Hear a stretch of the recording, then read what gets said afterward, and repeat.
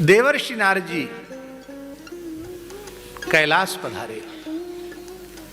भगवान शिव ऋषियों के यहाँ किसी सत्संग में उत्सव में गए थे। भगवती जगदम्बा पार्वती केवल आश्रम में थी। नारद जी तो उनके गुरुजी हैं। नारद जी का आओ भगत की आदर किया, प्रणाम किया। आओ गुरुजी विराजो। कहा कहो भगवती पर्वत नंदनी, आनंद में तो हो ना। पार्वती जी बोली गुरुजी क्या बतावें, इतना प्रेम भगवान शंकर देते हैं, इतना प्रेम देते हैं, इतना प्रेम देते हैं, मैं उस प्रेम का अपनी वाणी से वर्णन नहीं कर सकती। उन्होंने तो मुझे अपना अर्धांग ही बना रखा है। इतना प्रेम देते हैं कि मुझे अपने अंक में स्थान देते हैं, गोद में स्थान देते हैं। पार्वती भगवान शिव के द्वारा प्राप्त प्रेम का वर्णन कर रही थी और नारद जी तो लीला करने पधारे थे। कुछ अनमने से ढंग से नारद जी ने सुना और सुनने के बाद कहा हाँ ठीक है, आपकी अनुभूति है तो उससे हमारा कोई विरोध नहीं है, अच्छी बात है। आप उनके प्रेम को प्राप्त करके धन्य हो रही हैं, ये तो अच्छी बात है, बहुत अच्छी बात है। पार्वती जी ने कहा गुरुजी आपने जैसी अभिव्यक्ति आपको करनी चाहिए थी वैसी आपने थोड़ा, आपका लहजा दूसरा है। नारद जी ने कहा अब ज्यादा पीछे मत पड़ो पूछने के। हाँ नहीं गुरुजी ये तो बता ही दीजिए। बोले देखो प्रेम तो है, वह ऊपर ऊपर का प्रेम है, भीतर का नहीं है। अब किसी देवी जी से ये कह दो कि तुम्हारे पति का प्रेम तो है लेकिन दिखावटी ऊपर ऊपर का है, भीतर का नहीं है, तो देवियां बहुत नाराज हो जाती हैं कि फिर भीतरी किससे है, फिर ऊपरी ऊपरी हमसे है तो भीतरी प्रेम फिर भला किससे है। पार्वती जी ने कहा नहीं गुरुजी ये बात हमारे गले नहीं उतर रही है। देखो इसलिए तो हम बता नहीं रहे थे, तुमने पूछा बता दिया, अब कहते गले नहीं उतर रही है। प्रेम तो करते हैं शिव जी पर तनिक कपट रखते हैं आपसे।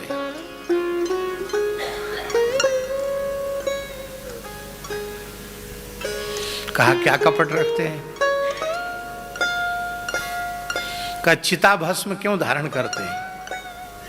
कभी बताया आपको? नहीं बताया। अस्थिमाल क्यों धारण करते? कभी बताया? नहीं बताया। मुंडमाल क्यों धारण करते? कभी बताया? और उस मुंडमाल में किस किस के मुंड हैं कभी बताया?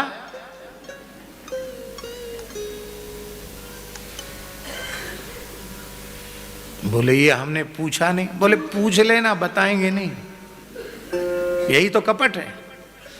अरे सब चीज बतानी चाहिए उनको कि हम क्यों ऐसा करते हैं, नहीं बता, यही तो कपट है। देखो अब हमको दोष मत देना, तुमने पूछा हमने बता दिया, नारायण नारायण। नारद जी चले गए। भगवान शिव लौट के आए,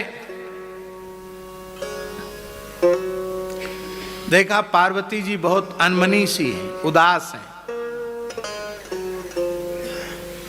शिष्टाचार में थोड़ी उठ के खड़ी हुई, अगवानी तो की, पहले जाके फिर बैठ गई। कहा तुम्हारा मुखारविंद प्रसन्नता से खिला रहता था, आज तुम उदास क्यों हो गए? बोले अब कुछ मत पूछो, जले पर नमक मत छिड़को। बिना गुरु के ज्ञान नहीं होता। आज पता चला कि आप ऊपर ऊपर के प्रेम का प्रदर्शन करते हैं, दिखावटी प्रेम करते हैं, भीतर से प्रेम आपका नहीं है, आप थोड़ा कपट रखते हैं। शंकर जी ने कहा ये ज्ञान तुमको किसने दे दिया? कोई आया था क्या यहां? हाँ हमारे पूज्य गुरुदेव भगवान श्री नारद जी आए थे। बोले वाह, तब तो हो गया काम। नारद जी पक्के गुरु हैं, तुम उनकी पक्की चेली हो। नारद जी जिसको पाठ पढ़ाते हैं उसको कच्चा पाठ पढ़ाते नहीं। प्रहलाद जी को पेट में भक्ति का पाठ पढ़ा दिया, कितने पक्के निकले प्रहलाद जी भक्ति में।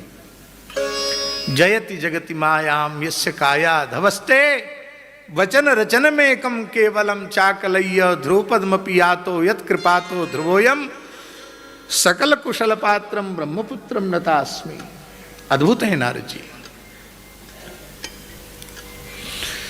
शंकर जी ने कहा भला कौन सा कपट हमने तुमसे किया?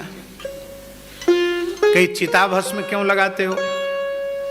अस्थिमाल क्यों धारण करते हो? मुंडमाल क्यों पहनते हो? इसमें किस किस के मुंड हैं? शंकर जी ने कहा हम लोग अवधूत परमहंस योगी हैं, ज्यादा गहराई में नहीं उतरना चाहिए। ये कोई पूछने की बात है? और कुछ पूछो। अब पक्की बात हो गई कि आप कपट करते हैं। गुरुजी तो कह रहे थे कि तुम पूछ लेना, नहीं बताएंगे। नट गए ना आप, मना कर दिया आपने।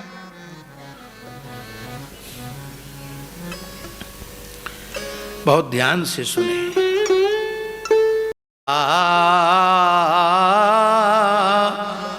भस्मालेपो गरल मसनम दिक्पट धरो।